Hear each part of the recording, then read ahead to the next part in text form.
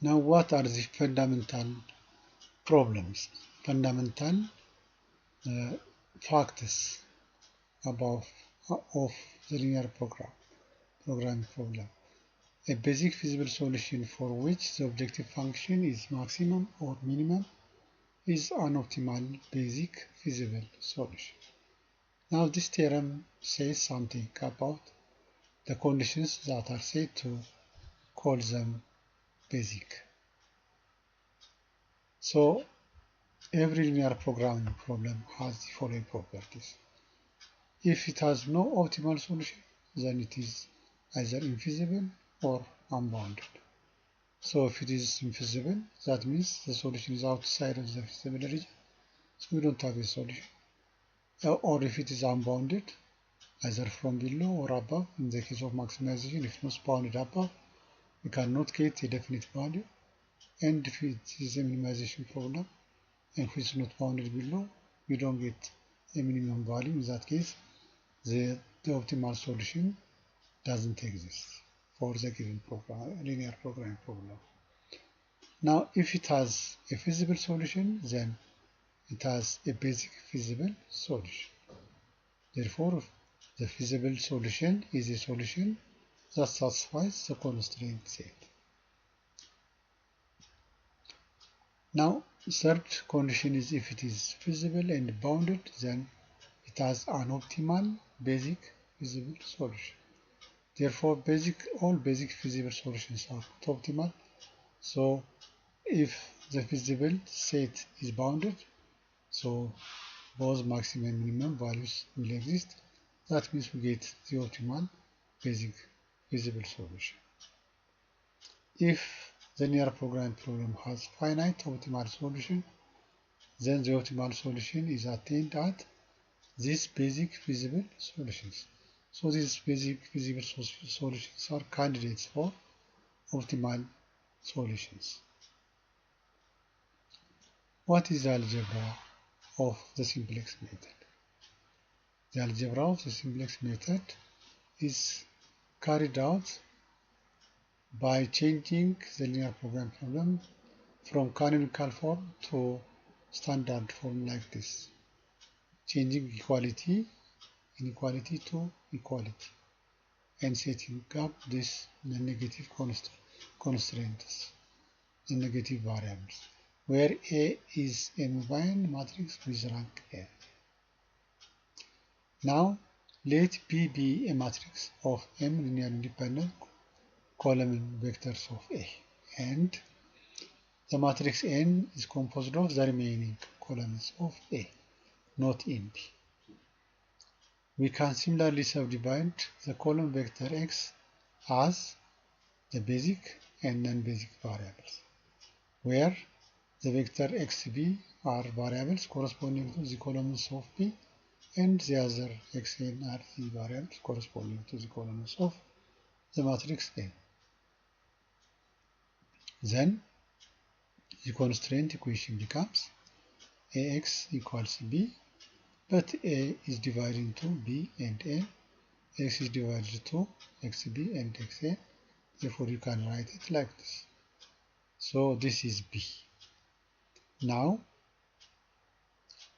since B is invertible, by multiplying both sides of this equation by B inverse, we get B inverse times B is the identity, which is XB only, plus B inverse N Xn equals B inverse B,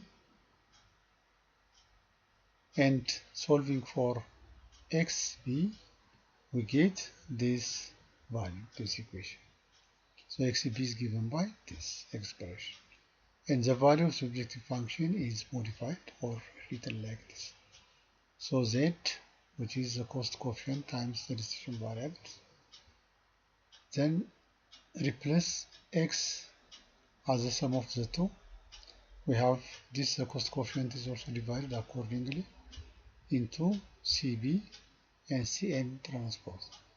Therefore, Cn transpose Xn and that of XB replaced by this, which can be adjusted like this. Just multiply both sides by this cost coefficient of the basic variables, and then you have this times this is this one. The other part you have Cn xn here, Cn xn, and here we have CBT B inverse n xn. Here you have xn is here factored out, so this is now modified objective function. Now if we collect or we call J the set of all indices of the non-basic variables, here this xn constitute this set of indices. In that case, we can sum up all such terms like this for different j's in the set of non-basic variables indices. Then here z is just this part. This part aj corresponds to the columns of the non-basic vectors xj's. That is, they are part of xn. So here we have z, which is this value, plus some sort of these quantities for the non-basic variables. Here we don't have x, the decision variable. This is just given in terms of the quantities. This is constant, this is constant, this is the inverse of the basic matrix. Therefore, this is fixed quantity, but it depends on xj. Now, what can we do on xj to find a solution for our linear programming problem, linear optimization problem? The value c bar, which is given by this, that is this value. Here, this is the j, is this one. So cj bar is just cj minus dj for each j in j,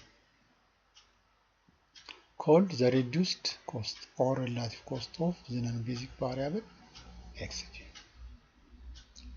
Now, in the current basic feasible solution x, we have xj set to 0 for all j to find a basic feasible solution, and the current objective value is this one, because here if all of them these are zeros, then we are left with this one.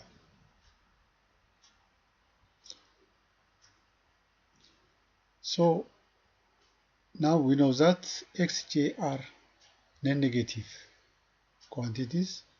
Therefore, if they are zeros at the beginning, if they are set to 0, our purpose is now to find a positive xj that modifies or that will give us the optimal solution. To do so, we increase xj from 0 to some value. Let's say xj is delta, where delta is greater than 0. The objective function changes by this quantity, cj times delta. Then we have optimality test.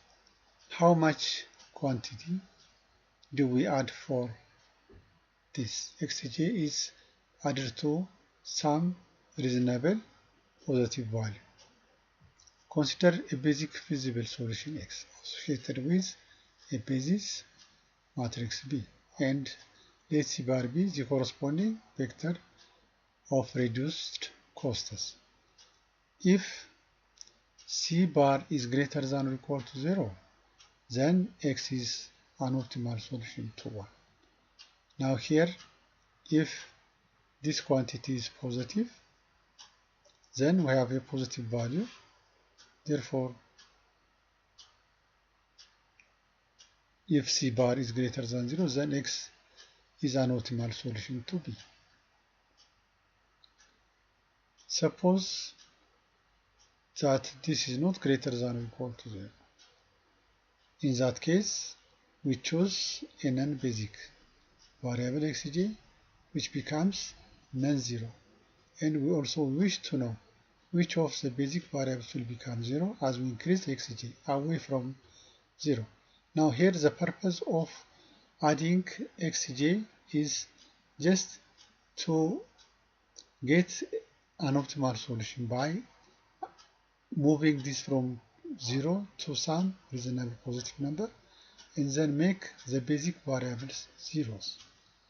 So we must also be very careful that none of the variables become negative as we do this. The negativity constraints must be secured. For algebraic expression of xb, we have xb is of this form that we calculated before. Now let b bar be this. B inverse b, the solution, the previous solution is the right hand side. Be an m by 1 column vector and let that a bar is this part. So let's call this b bar, let's call this a I bar, here this part, this coefficient. So xb is now b bar minus ai bar times xj. So here the right side, that is b, is positive, so we must have b bar positive every time,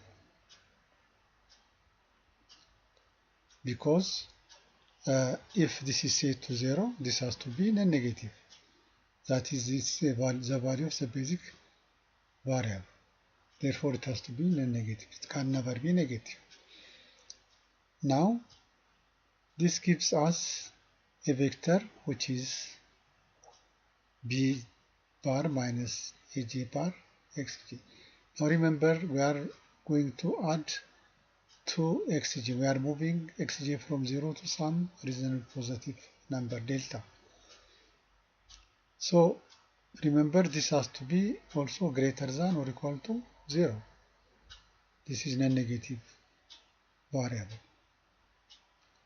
So b bar, the right hand side, now this quantity is greater than or equal to 0 every time. Let's call the corresponding components b1 bar b up to bn bar, and aj bar the corresponding the j's components. We need to choose xj, which is delta, that is a positive number, greater than 0. Say that this quantity, these components, which are this, satisfy this condition. Now we get back after a break.